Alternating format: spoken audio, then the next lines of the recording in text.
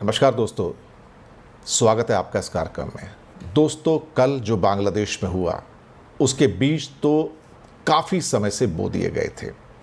शेख हसीना पिछले कुछ समय से एक ऐसा रूप धारण कर चुकी थी जहां पर हम ये कह सकते हैं कि वो पूरी की पूरी डिक्टेटर बन चुकी थी और उनकी डिक्टेटरशिप सर चढ़कर बोल रही थी। कुछ ऐसी जैसे भारत में मोदी, कुछ वैसी जैसे श्रीलंका के अंदर राजपक्षे का जो हाल हुआ था, जहां पर लोगों ने प्रेसिडेंट हाउस को रेड किया और उनको देश छोड़कर भागने पे मजबूर होना पड़ा। करीब करीब वही सीन अब बांग्लादेश में दोहराया गया कि वहां की प्रधानमंत्री शेख हसीना को छोड़कर भारत आना पड़ा, यानी कि भागना पड़ा देश छोड़कर, और सेना के हाथ में उनकी कमान आ गई है।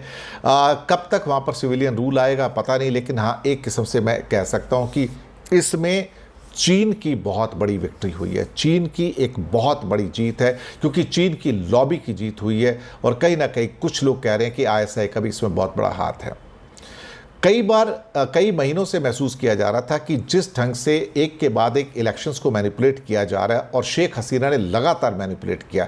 पिछले इलेक्शंस के अंदर भी जमाते इस्लामी और ख़ासतौर से उनके ऊपर जो प्रतिबंध लगाए गए थे, उसके साथ बीएनपी जो दूसरी पार्टी थी, उसने लगातार दूसरे वहाँ की संसद के चुनाव में बायकॉट किया, और उसके बायकॉट करने के बाद जो सवाल उठे वहाँ पर, वो अपने आप में बहुत अनूठे थे। मुझे कई बार महसूस होता है कि शेख हसीना का प्रारूप बिल्कुल वही था जो राजपक्षे का था, उनका प्रारूप बिल्कुल वही है जो एक किस्म से कहा जाए तो मोदी जी का है।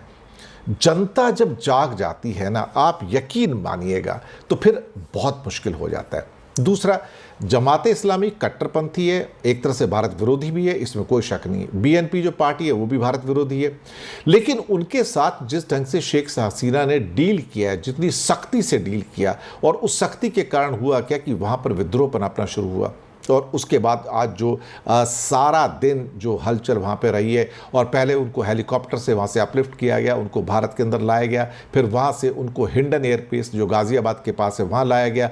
लगातार सारा दिन सरगर्मी रही। बाद में कई खबरें आई कि शायद वो शरण लेने के लिए ब्रिटेन जाएंगी। अभी तो हम नहीं कह सकते कि क्या होगा, लेकिन फ़िलहाल वो देश छोड़कर भारत में हैं। और एक किस्म से कहा जाए, जो तख्ता पलट हुआ है बांग्लादेश में, ये भारत के लिए भी एक चुनौती है, क्योंकि पहले क्या कहते हैं कि श्रीलंका में तख्ता पलट होता है, पाकिस्तान में तो होता ही रहता है, आपको पता ही है। उसके बाद मिलिट्री जुंटा का जो ख़ास तौर से तख्ता पलट म्यांमार में हुआ था, वो भी हुआ था। अब बांग्लादेश थोड़ा बहुत एक स्टेबल था, अब वो भी अनस्टेबल हो गया है। मुझे लगता है कि अब भारत के लिए स्थितियाँ जो हैं, अपने जितने भी निकटतम उनके देश हैं, जो पड़ोसी देश हैं, वहाँ से जो एक किस्म से कहा जाए बहुत विकट होती हुई लग रही हैं, और चीन का बढ़ता हुआ प्रभुत्व भारत के लिए बड़ी चिंताएं पैदा करने वाला है।